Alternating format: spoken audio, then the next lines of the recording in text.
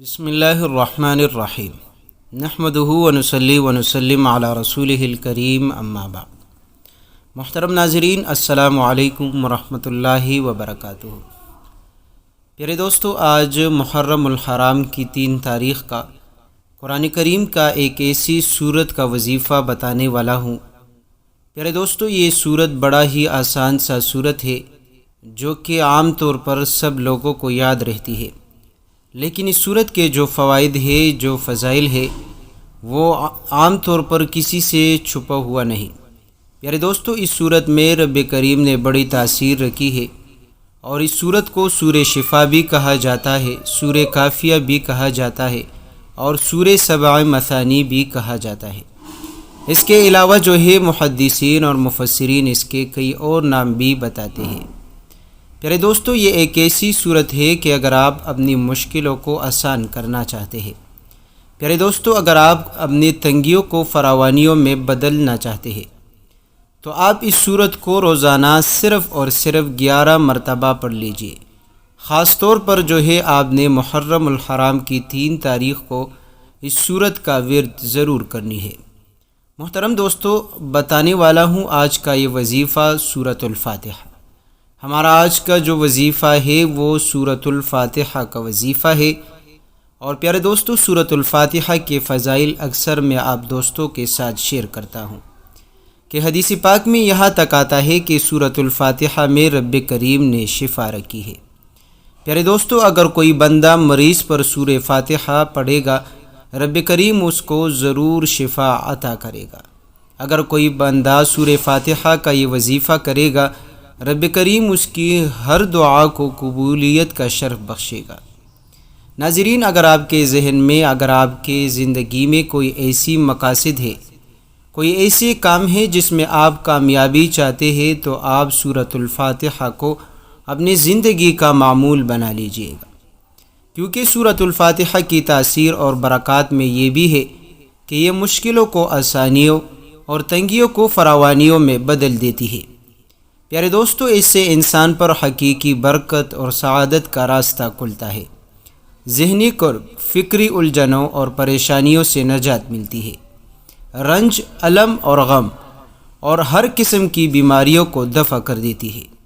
پیارے دوستو، تنگ دست کو فراخی رزق عطا ہوتی ہے، محروم کو فتح نصیب ہوتی ہے، اور سب غموں اور دکھوں کا مداوع ہو جاتا ہے۔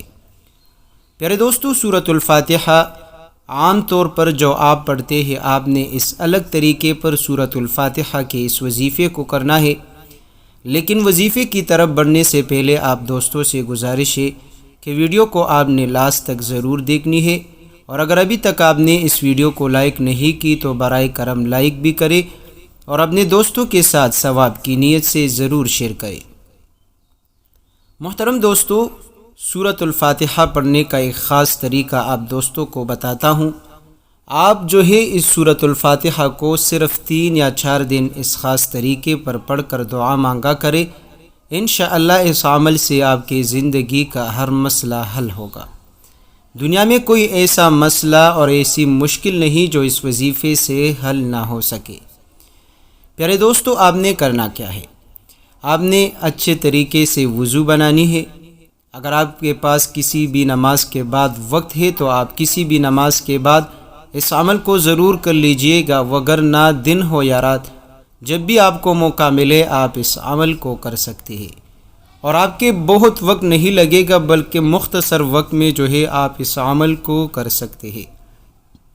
محترم دوستو، باوضو ہو کر آپ نے خلوت میں بیٹھ کر، تنہائی میں بیٹھ کر آپ نے اول و آخر 7 مرتبہ درود پاک پڑھنی ہے، اور درمیان میں آپ نے پڑھنی ہے سورۃ الفاتحہ۔ پیارے دوستو، جب آپ ایک مرتبہ سورۃ الفاتحہ مکمل کر لیں، دوسری مرتبہ، تیسری مرتبہ، یہاں تک کہ آپ 10 مرتبہ سورۃ الفاتحہ مکمل کر لیں، تو جب آپ 11 بار آپ مکمل کرو گے تو آپ نے ایاک نعبد و ایاک نستعین پر ٹھہر جانا ہے، اور آپ نے اس کلمے کو 100 مرتبہ پڑھ کر آپ نے سورۃ الفاتحہ مکمل کرنی ہے۔ پیارے دوستو، یہ ایک ایسا عمل ہے جس کے پڑھنے سے آپ کی جسمانی، آپ کی روحانی، آپ کی زندگی میں آپ کے جسم میں جتنی بھی بیماریاں ہوگی، رب کریم آپ کے جسم کے رگ رگ سے آپ کی بیماریاں ختم کرے گا۔ پیارے دوستو، یہ عمل جو ہے آپ بیمار کے سرہانے بیٹھ کر آپ کر لیں، پھر آپ اس وظیفے کے کمالات خود اپنی آنکھوں سے دیکھ لیں۔